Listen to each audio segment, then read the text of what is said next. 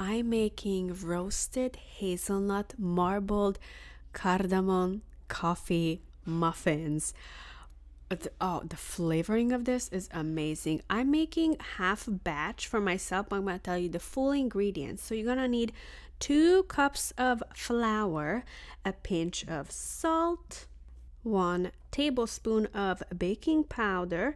Mix all the dry ingredients up first to make sure that the baking powder gets everywhere equally, and half cup of sugar. 2 eggs in a separate bowl. Make sure you smell the eggs to make sure that it's fresh. That's why I usually add the eggs separately, but I'm making half a batch, so I'm only using 1. But for the full dozen, 12 muffins, you're gonna need 2 eggs and then 1 cup of milk. Mix, mix, mix. A dash, maybe like a teaspoon of vanilla extract, and then 6 tablespoons of sunflower oil, or oil that has no strong scent, or 6 tablespoons of melted butter if that's what you want to use. The oil is going to help it to be soft. Cardamom, adding it to my flour, the dry ingredients, about a teaspoon of it. It's pretty strong spice. It's actually really delicious in coffee as well. That's why we're making this coffee cardamom combinations. I think in the Middle East it's really popular to add cardamom and rose to coffee.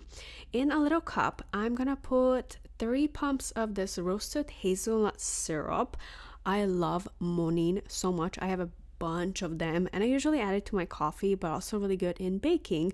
This I'm gonna microwave for about 20 seconds, and in here I'm gonna melt 1 tablespoon of instant coffee. This is gonna be our coffee. If it doesn't melt all the way, put it back in the microwave. It probably got a little bit too cold. And I'm also adding a little dash of milk because it didn't really want to melt in the syrup as I expected. But eventually it all melted, but as I'm stirring it got cold again, so I had to melt a little bit more. But here we are, done.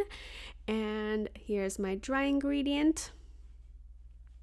In here I'm just making a little hole in the middle and adding my wet ingredient, and then I'm just gonna mix this up just until I can no longer see flour. You don't want to over mix muffins, because if you overmix it, it will start to build gluten, which will hold it together too much, and muffins supposed to like fall apart really easily, meaning there's not much gluten in it. In my other bowl, I'm gonna put half of this batter in here, and into this I'm gonna add the coffee. Now the coffee is still a little bit hot, so I'm just adding 1 spoon at a time. As I'm dropping it, it kind of cools, and I'm eventually going to add the whole thing together.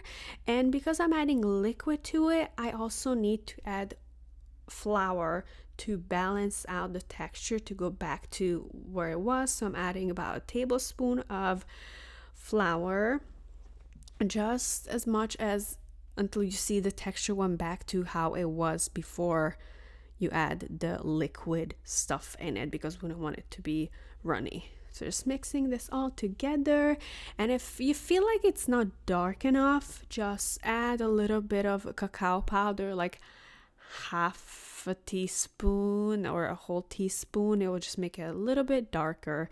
But honestly, this combination is phenomenal. It will tingle your senses. It's so delicious, and with cold milk when the muffin is still hot, so good. Here's my muffin tray, and I'm adding a spoon of the white dough first on the bottom, the white cardamom vanilla, and then a spoon of the coffee dough on top, a little bit on top on the bottom, on the next one, on top, and then more of the white one.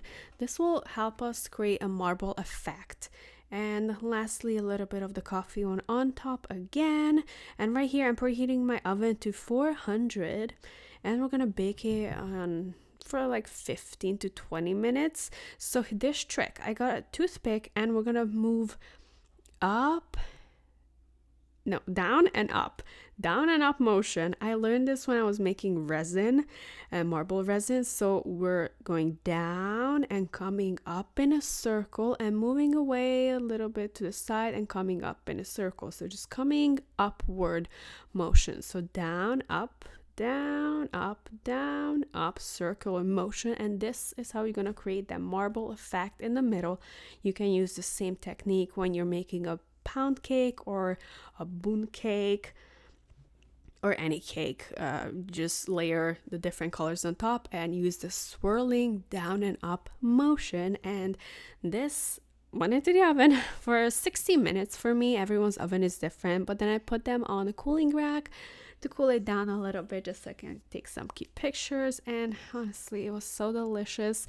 It doesn't look like a store-bought muffin, but it is soft, it's full, it is packed with flavor. It's so delicious. I'm gonna make this tomorrow again, and I'm actually gonna put glazing on top as well because I think that would be a really good addition. But look at the inside of it. It's so beautiful and so interesting, fun to make, so easy to make, and it's also so cheap and so delicious. Look how soft it is, and the oil is gonna help it to be still soft for the next 2-3 days.